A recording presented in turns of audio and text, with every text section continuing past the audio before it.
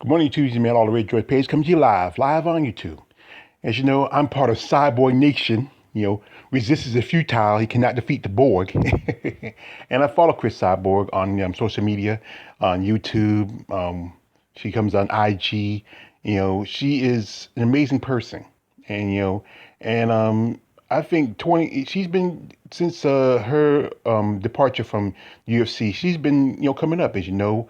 Um, it wasn't that long ago. Cris went to Bellator, and she became the Bellator featherweight champion.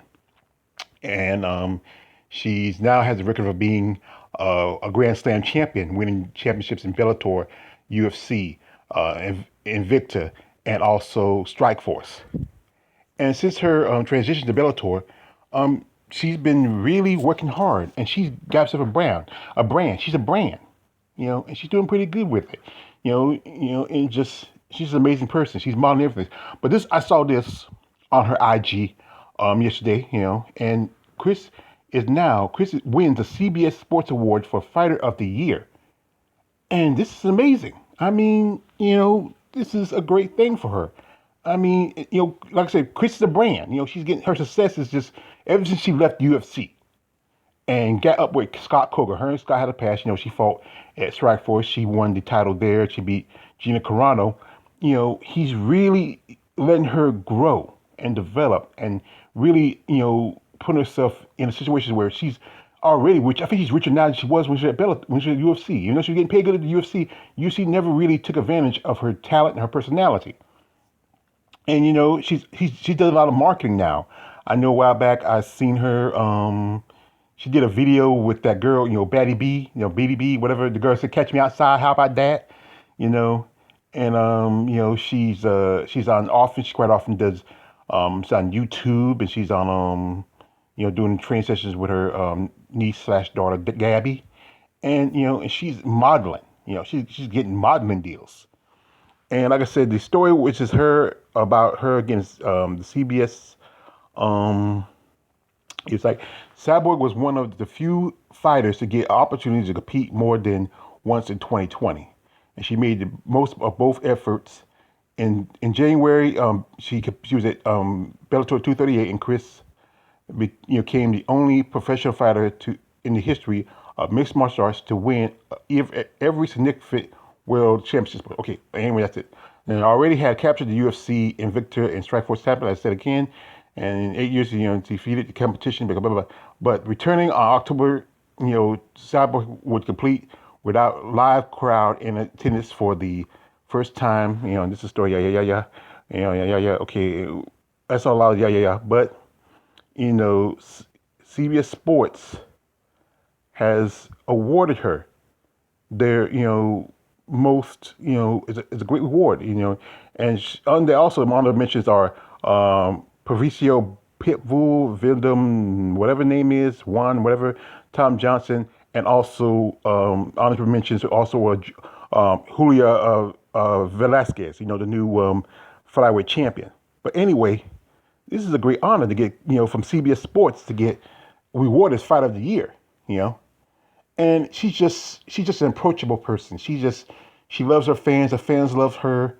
I mean, that's what something that the UFC never capitalized on, which it should have.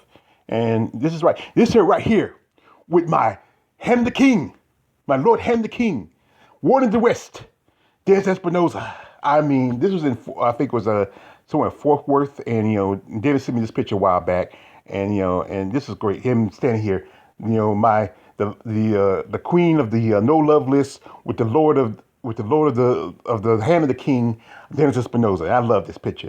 Dennis is my man. He's my man. He's my lord Dennis. He's the hand of the king, and I'm the commander of the wall. But like I said, she had that time dealing with Dana White's bald, just Lex Luthor evil, and then Ho Rogan, and that come out and call her Vandalic Silver, and those comments means that she might have a penis, but she is a woman. She is a woman. No matter how much you think of her, she is still a woman. And then people were like kissing up to like a borderline criminal like Conor McGregor. The guy hits an old woman, hits an old man. He has rape charges on him. He threw a dolly at a bus, which scared Thug Rose and hurt a couple of the fighters. I mean, and people like all up in his, but someone like Cyborg, because she had one incident about using steroids, or they're on her case. But there's other fighters who are repeat offenders.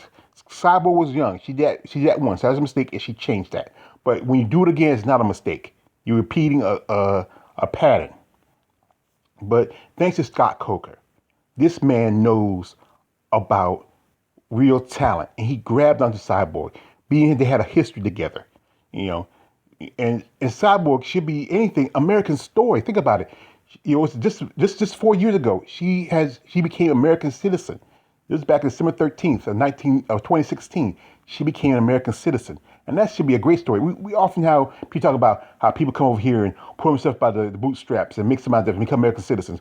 This is somebody that should be like anything representative of what somebody come from another country and become part of this country. Even though this country is not one of the greatest countries in the world, like to proclaim, but she's part of this country. She is an American citizen. She has just as much right as anybody else.